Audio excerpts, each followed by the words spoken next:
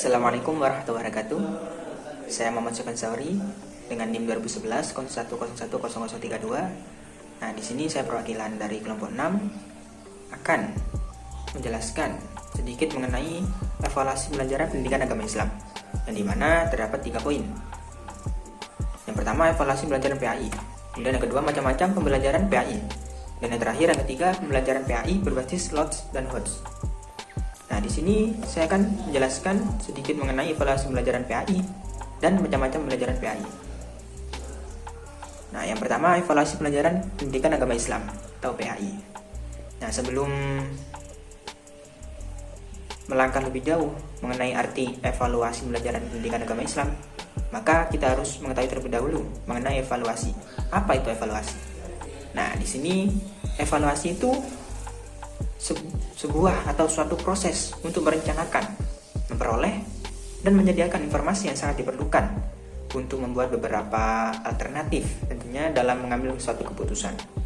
Nah, sesuai dengan pengertian ini, maka setiap kegiatan evaluasi atau penilaian itu merupakan suatu proses yang sengaja dilaksanakan untuk memperoleh informasi atau data. Nah, data ini berdasarkan peserta didik, apa yang dilaksanakan dalam suatu pembelajaran selama satu periode atau 1 tahun itu.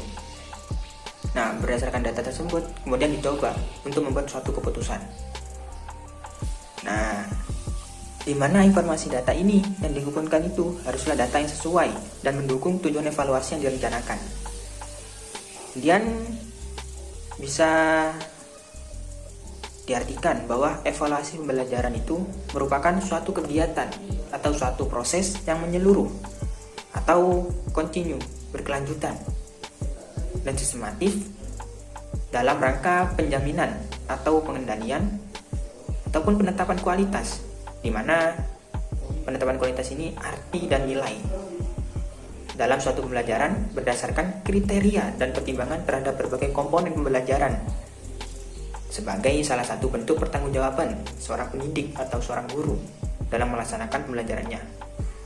Nah, jika dikaitkan dengan konteks pendidikan agama Islam, maka evaluasi pembelajaran dalam konteks pendidikan agama Islam itu merupakan pengambilan keputusan-keputusan yang berhubungan dengan kegiatan belajar mengajar dalam pendidikan agama Islam tentunya, di mana untuk mengukur sejauh mana tingkat keberhasilan dalam proses pembelajaran yang telah dilakukan tersebut.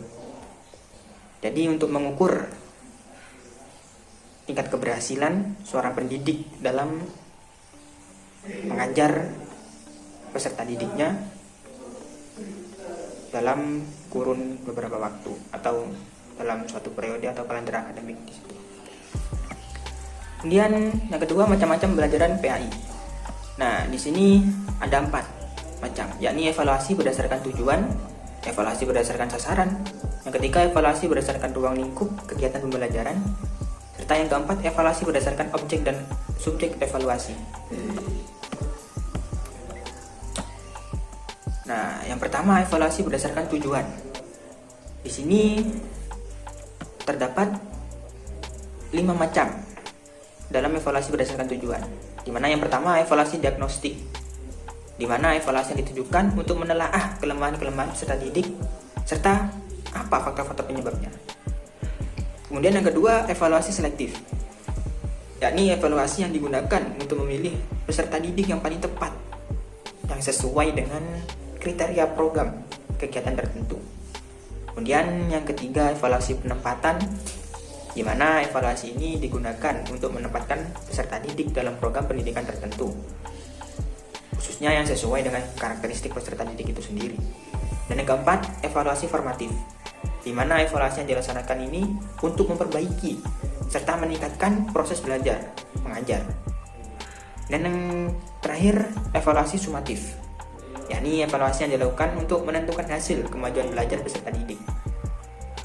Kemudian poin yang kedua, evaluasi berdasarkan sasaran, di mana sama terdapat 5 poin di sini dalam evaluasi berdasarkan sasaran. Nah, yang pertama ini evaluasi konteks. Nah, hal ini ditujukan untuk mengukur konteks program baik mengenai rasional tujuan, latar belakang program, maupun kebutuhan-kebutuhan yang nantinya akan muncul dalam perencanaan. Kemudian yang kedua, evaluasi input. Nah, ini digunakan untuk mengetahui input baik sumber daya maupun strategi yang digunakan untuk mencapai satu tujuan. Nah, kemudian yang ketiga, evaluasi proses. Nah, evaluasi ini untuk melihat proses pelaksanaan, baik mengenai kelancaran proses, kesesuaian dengan rencana, faktor pendukung, dan faktor hambatan yang muncul dalam proses pelaksanaan dan sejenisnya. Dan yang keempat, evaluasi hasil atau produk. Nah, ini untuk melihat bagaimana hasil program yang dicapai sebagai dasar untuk menentukan keputusan terakhir. Nah, ini nantinya bisa diperbaiki atau dimodifikasi, serta ditingkatkan atau bahkan dihentikan. Dan yang terakhir, yang kelima, evaluasi outcome atau lulusan. Nah, ini digunakan untuk melihat hasil belajar peserta didik lebih lanjut, yakni setelah terjun dalam masyarakat tentunya. Dan poin yang ketiga, evaluasi berdasarkan ruang lingkup kegiatan pembelajaran. Di sini terdapat 3 poin yang berada dalam evaluasi berdasarkan ruang lingkup kegiatan pembelajaran. Di mana yang pertama, evaluasi program pembelajaran. Nah, evaluasi yang mencakup tujuan pembelajaran, isi program pembelajaran, strategi, dan aspek-aspek program-program pembelajaran yang lain. Dan yang kedua, evaluasi proses pembelajaran. Nah, evaluasi ini yang mencakup kesesuaian antara proses pembelajaran dengan garis-garis besar program pembelajaran yang ditetapkan, kemampuan guru dalam melaksanakan proses pembelajaran, kemudian kemampuan peserta didik dalam mengikuti proses pembelajaran. Dan yang ketiga, baik, yang selanjutnya evaluasi hasil pembelajaran, di mana evaluasi yang mencakup tingkat penguasaan peserta didik terhadap tujuan pembelajaran yang ditetapkan, baik itu secara umum maupun khusus, serta ditinjau dari aspek kognitif, afektif, dan psikomotorik. Kemudian poin yang terakhir, yakni evaluasi berdasarkan objek dan subjek evaluasi, di mana evaluasi berdasarkan objek ini meliputi evaluasi input, evaluasi transformasi, serta evaluasi output. Nah, evaluasi input ini yakni evaluasi terhadap siswa mencakup kemampuan kepribadian, sikap, dan keyakinan. Nah, evaluasi transformasi, evaluasi terhadap unsur-unsur transformasi proses pembelajaran, mana yang antara lain materi, media, metode, dan lain-lain. Dan yang ketiga, evaluasi output. Nah, ini mengacu pada ketercapaian hasil pembelajaran. Kemudian evaluasi berdasarkan subjek. Nah, ini meliputi 2 evaluasi, yakni evaluasi internal dan eksternal. Nah, evaluasi internal ini evaluasi yang dilakukan oleh orang dalam sekolah tentunya, ya, sebagai evaluator, misalnya seorang guru. Kemudian yang kedua, evaluasi eksternal. Nah, evaluasi yang dilakukan oleh orang luar sebagai evaluator, ya, misalnya orang tua atau wali murid siswa itu sendiri. Kemudian masyarakat. Nah, sekian itu penjelasan dari saya. Baik, Assalamualaikum warahmatullahi wabarakatuh. Saya Ainur Cahyati, NIM 2011-0101-016.